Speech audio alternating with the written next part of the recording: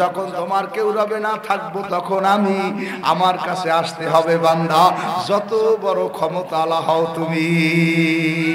জোরে বলো ঠিক না ঠিক? আমি গতকালকে মাহফিলে বলছিলাম, ও দেশের মানুষ, আজকে গ্রামগঞ্জ এমন কোন জায়গা নাই আওয়ামী লীগের মানুষ নাই। সব জায়গায় দুই একজন লোকজন আছে, ভক্ত আছে, কিন্তু আমি প্রশ্ন করছিলাম কোন দলের ভাইরা রাগাবো না।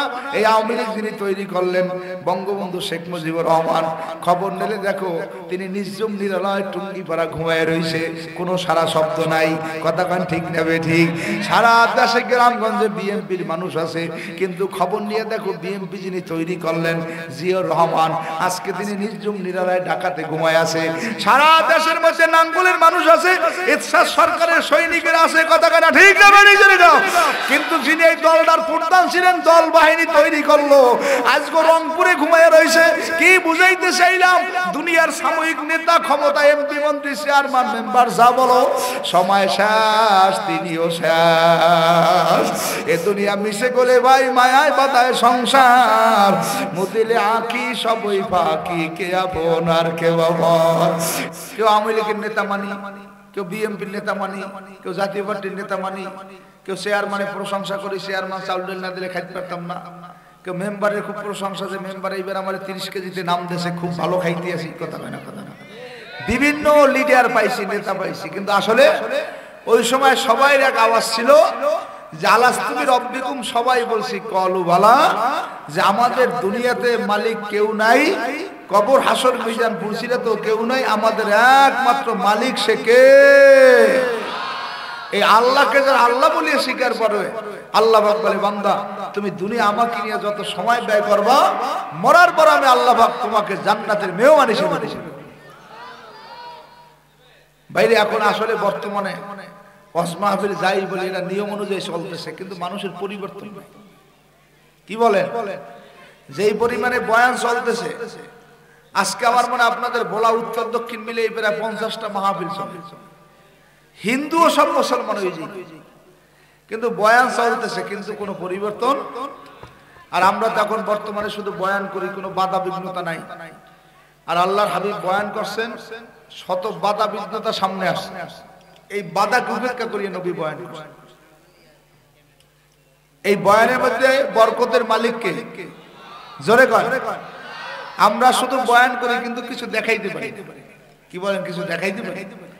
আর আল্লাহর হাবিব বয়ান করছে, কাফের আবু জেহেল এসে বলছে আব্দুল্লাহ সাল্লাল্লাহু মুহাম্মদ, জোরে কয় সাল্লাল্লাহু আলাইহি ওয়াসাল্লাম, থামো, একটা শব্দ করবে না। যদি তুমি সত্য নবী হও, আল্লাহ পাক সত্য আল্লাহ হয়, তোমার উপরে কোরআন শরীফ নাজিল করে, আমি তোমাকে 6টা পরীক্ষা করব। বলেন কয়টা? এই পরীক্ষার মধ্যে যদি তুমি পাস করতে পারো, তাহলে আমি দলবল সহ সব নিয়ে মুসলমান হয়ে যাব। জোরে কর সুবহান। আল্লাহ নবী এতিম, ছোট সময় আব্বাকে হারাই ফেলাইছে, 6 বছরের সময় মাকে হারাইছে, 8 বছরের সময় দাদাকে হারাইছে, চাচাকে 10 বছরে হারাই ফেলাইছে, বাকি যারা চাচার আছে সবাই শত্রু। এখন এই গরিব এতিম অসহায় লোকটা, তার দুনিয়ায় হেফাজতের জামিনদার বলতে আর কেহই নাই, একজন, সে কে? এটা জোরে কইবেন না, ডাক দিয়ে কয়। আল্লাহ পাক যদি কোনো বান্দা বান্দির আপন হয়, তার কোনো ভয় আছে? সারে দুনিয়া হম খালে কুছ নেহি লোকসান হয়, জব নেই হায় গম নেই হায়, জব খোদা রহমান হয়। কোন ব্যক্তি যদি আমার আল্লাহকে পাইয়ে যায়, সেজন্য সব পাইয়ে যায়। জোরে কর সুবহান। আর এক ব্যক্তি যদি দুনিয়ার সবই পায়, আমার আল্লাহরে না পায়, একটা কপাল পরাও কিছুই পায় না। এই জন্য বলে আমি দুনিয়ার সবই যদি পাই, মালিক তোমারে না পাই, আমি কিছুই পাই না। বলে আমি দুনিয়ার সব যদি পাই, মালিক তোমারে না পাই, আমি কিছুই পাই না। আর আমি দুনিয়ার কিছুই যদি না পাই, তোমারে যদি পাই, মালিক আমি সব পাইয়ে যাই। জোরে কর সুবহান। আবু জেহেল ডাক দিয়ে আব্দুল্লাহ সাল্লাল্লাহু মুহাম্মদ, জোরে কর সাল্লাল্লাহু আলাইহি ওয়াসাল্লাম। জংলার মধ্যে কতগুলা খাজুর আছে। কি আনছে? এই খাজুর আনিয়া, খাজুরের আটি, বিসি, এগুলা সব ফালাই দিয়ে, যে গোস্ত আমরা খাই, এই গোস্ত আল্লাহর হাবিবের সামনে নিয়ে বলে, আব্দুল্লাহর ছেলে মুহাম্মদ, জোরে কোন সাল্লাল্লাহু আলাইহি ওয়াসাল্লাম, এই গোস্ত নিয়ে তুমি জমিনের মধ্যে লাগাও। গোস্তের মধ্যে উনি যদি তোমার আল্লাহ গাছ দেয়, গোস্তের মধ্যে উনি যদি ফল হয়, গাছ হয়, সারা হয়, তাহলে আমি মনে করবো কি তুমিও সত্য, তোমার আল্লাহ সত্য, জোরে কোন সুবহান। এখন আপনারা কি মনে করেন গোস্তের মধ্যে গাছ হইতে পারে? কথা হয় না, পারে পারে। শেয়ার মানে লাগাইলে মনে হইবে, হ্যাঁ, মেম্বারে লাগাইলে মনে হইবে, এমপি সাহেব লাগাইলে মনে হইবে, মন্ত্রী সাহেব লাগাইলে মনে হইবে, সেনাবাহিনীতে লাগাই যদি সারা হওয়া নালে গুল্লি মারবে, কি কথা হইবে? বলে আল্লাহ পাকের সঙ্গে যার সম্পর্ক আছে, আল্লাহর বান্দা যদি আল্লাহর নামে গোস্ত লাগায়, আল্লাহ পাক যদি বরকত দেয়, গোস্তের মধ্যে মানে গাছ হয়ে যাবে, জোরে গাছ। সুবহান। আল্লাহর হাবিব জমিনের মধ্যে চারা লাগাইতেছে গোস্ত, আল্লাহর নামে গোস্তের মধ্যে আল্লাহ পাক গাছ দিয়ে দিয়েছে। একটু সময় পর নবী কয়, চাচা গাছ হইছে, ফল হইছে, পাইকে গেছে, আপনি এই ফল খান। তখন আব্দুল্লাহর ছেলে মুহাম্মদ, জোরে কোন সাল্লাল্লাহু আলাইহি ওয়াসাল্লাম, তিনি আল্লাহর হাবিব বলে চাচার কাছে ফল দেওয়ার পরে চাচা বলে, বাইর বইয়া কি? বলে চাচা হলো সেই ফল, আপনি যেই ফল ফালাইয়ে দিয়েছেন, আমাকে গোস্ত নিয়ে হাতে দিয়েছেন, সেই ফল আমি জমিনের মধ্যে লাগাইছি, এই ফলের মধ্যে মানে গোস্তের মধ্যে আল্লাহ পাক সারা দিয়ে ফল দিয়েছে, একটার মধ্যে আডি নাই, জোরে কোন সুবহান। গোস্ত জমিনের মধ্যে লাগাবার পরে সারাই গুনে গোস্তে গুনে ফল দিয়েছে কিনা, জোরে কইবেন না। আবু জিল্লা কয়, বাইরে বুঝছি খাজুরের আডি সারা গোস্তের মধ্যেও তোমার জাদু। কথা বলে কি একই জাদু না আল্লাহর রহমত, জোরে কর। আল্লাহর বান্দা এখন চিন্তায় পড়ছে কি করবে। জমিনের মধ্যে সামনে দিয়ে কয়েক টুকরো খাজুর হাতে নিয়ে পুড়িয়ে ছাই বানাইছে। বলেন কি করছে? পুড়িয়া এই ছাই আল্লাহর হাবিবের কাছে এনে বলে, আব্দুল্লাহর ছেলে মুহাম্মদ, জোরে কর সাল্লাল্লাহু আলাইহি ওয়াসাল্লাম, এই ছাই জমিনের মধ্যে লাগাও, এই ছাইয়ের মধ্যে কোনো যদি গাছ হয় তাহলে মনে করবো তুমিও সত্য, তোমার আল্লাহ সত্য, জোরে কর সুবহান। আল্লাহ নবী ছাই জমিনের মধ্যে লাগাই, ছাইয়ের মধ্যে কোনো গাছ হয়েছে, কিসসা না, বুখারী শরীফের হাদিস। এই ছাইয়ের মধ্যে কোনো যে গাছ হয়েছে, হাদিসের ভাষায় তাকে বলে আজোয়া খাজুরের গাছ, বাংলায় বলে পোড়া খাজুর গাছ। আল্লাহ পাক এমন খাজুর দান করছেন, চারা নাই, বিসি নাই, ছাইয়ের মধ্যে উনি গাছ দিয়ে গাছের মধ্যে ফল পাকাই বলাইছে। আল্লাহর হাবিব সামনের মধ্যে এনে কয়, চাচা এই নেন ফল খান। কলে কিসের ফল? কলে এই যে ছাইয়ের মধ্যে উনি আল্লাহ পাক গাছ দিয়েছে, পোড়া খাজুর। কলে এরা শুধু খাজুর না, মক্কা মদিনার একটা মুসলমানের চ্যালেঞ্জ, আল্লাহর হাবিবের মুজিজা, জোরে বলে সুবহান।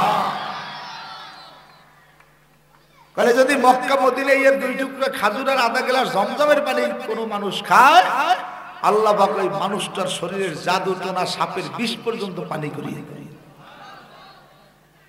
আবু জিল্লা মনে মনে কয়, বুঝছি এখানেও তোমার জাদু আছে, এখানেও। এরপরে জঙ্গলার মধ্যে যাইয়া কতগুলো পাথর টোকাই আছে মুড়ে, কি কথা বোঝেন আমার?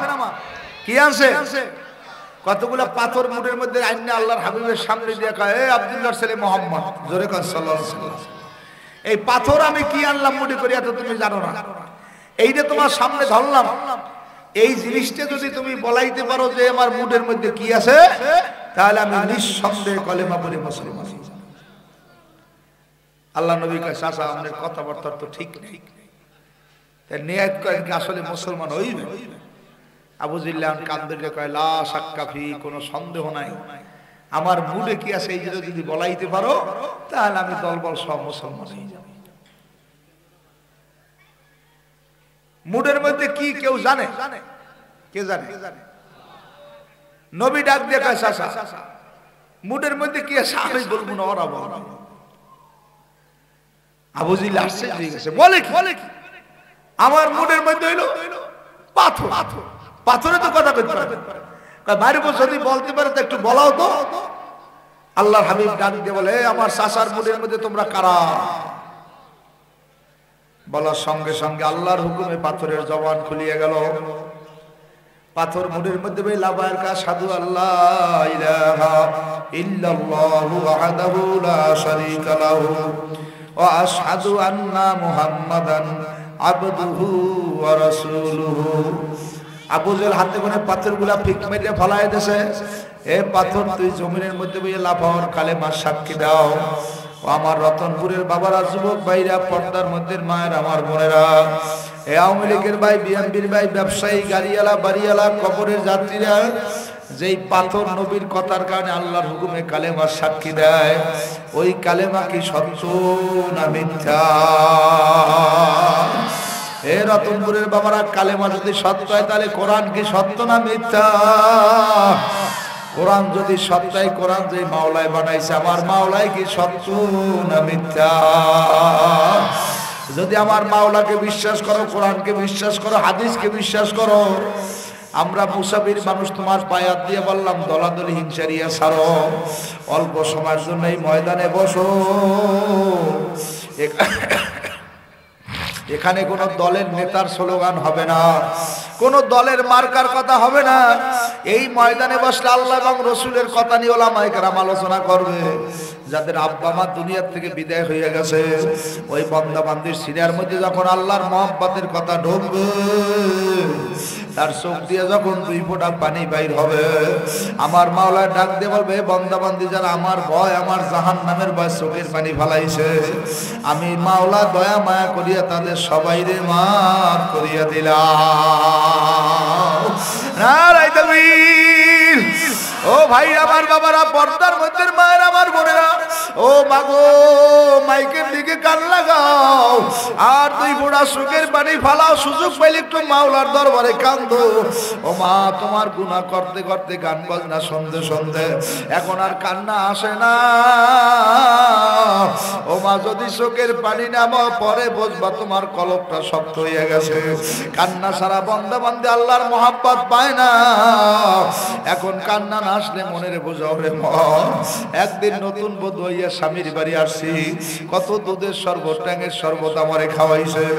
আবার এমন একটা দিন আসবে, আমার কানের জিনিস খুলবে, নাকের জিনিস খুলবে, গলার হার খুলবে, হাতের রুলিগুলা বাগজগ করিয়ে নিয়ে যাইবে, আমার রং বেরঙের পোশাকগুলা সব খুলিয়া জনমের মতো গোসল করাইয়া আমার গায়ের মধ্যে সাদা 5টা কাপড় ফেসাইবে।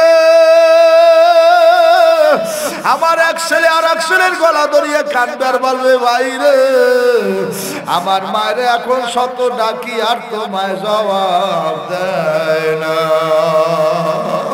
বনে থাকে বনবাদুরি, সাও জ্বলে তার মুখে, তবু মায়ের সংসারে না পড়লে হাজার দুঃখে। এ ব্যবসায়ী, এ বাড়িওয়ালা, এ গাড়িওয়ালা, এ আওয়ামী লীগের ভাই, এ বিএনপির ভাই, কোথায় মায় চলে গেল, কোথায় আব্বায় চলিয়ে গেল, নিজের বিবি কোথায় চলিয়ে গেল, আদরের সন্তান কোথায় চলিয়ে গেল?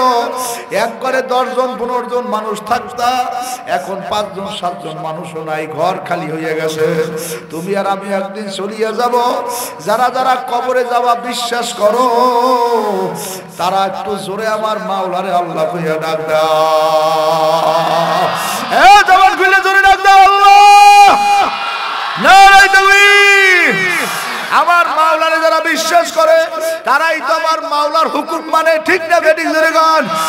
আর মালিকের বিশ্বাস যার মধ্যে পুরোপুরি ঢোকে নাই, আজানে মজা পায় না, নামাজে মজা পায় না, জিকিরে মজা পায় না, কোরআনের তেলাওয়াতে মজা পায় না। আপনাদের কাছে প্রশ্ন করি, আমার মাওলায় আছে না? না, এখনো আছে, সামনে থাকবে, পিছনে ছিল। এই মাওলা নিজেই তো তার পরিচয় দেয়, হুয়াল হাইয়ুল কাইয়ুম। আমি শেখ হাসিনার মতো নেতা না, আমি খালেদা জিয়ার মতো নেতা না, আমি ভারতের মোদির মতো নেতা না, আমি দুনিয়ার কোন নেতার মতো নেতা না। আমি এমন এক নেতা, চিরজীবী চিরস্থায়ী, হুয়াল হাইয়ুল কাইয়ুম। আমার চেয়ারটা স্থায়ী চেয়ার, লা তাখুযু সিনাতুন ওয়ালা নাওম। এই চেয়ারে বসে আমি এমন ভাবে আমার রাষ্ট্র পরিচালনা করি, একটু ঘুমাই না, ঝিমানি দিই না, তন্ডা দেই না, আমি কারো কাছে মুখাপেকি না, সব মাকলুক আর আমি হইলাম খালেক। ঠিক না বেটি? তাবলিগে গেছেন, তাবলিগ কথা না, কিন্তু 2 একজন গেছেন না, 6 উসুলে বয়ান করেন। কয় উসুল? কালেমা, নামাজ, এলেম ও জিকির, ইকরামুল মুসলিমিন, সহিনিয়া, দাওয়াত, কথা কানা কথা সপ্তর কইতে পারবো না। প্রথম বইয়ে কালেমা দিয়ে কি কয়? লা ইলাহা ইল্লাল্লাহ, আল্লাহ খালেক, আমরা মাখলুক। কথা কয় না, কথা কয় না। এই মাখলুকের মধ্যে দেশের প্রধান আছে না নাই? এমপি আছে না নাই? মন্ত্রী আছে না নাই? চেয়ারম্যান আছে না নাই? দুনিয়ার সমস্ত ক্ষমতালার আছে না নাই? আল্লাহ খালেক, সব ক্ষমতার মালিক, আমরা মাখলুক। জোরে কর সুবহানাল্লাহ। এই খালেক সব কিছু পারে, মাখলুক সারা, মাখলুক কিছুই পারে না খালেক সারা। এই জন্য শায়ের কাম দেয়ার কয়, যখন তোমার কেউ ছিল না, এগুলো আগে বাজাবি না, একটা ঝামেলা হয়েছে। যখন তোমার কেউ ছিল না তখন ছিলাম আমি, এখন তোমার সব হইয়াছে পর হইলাম আমি।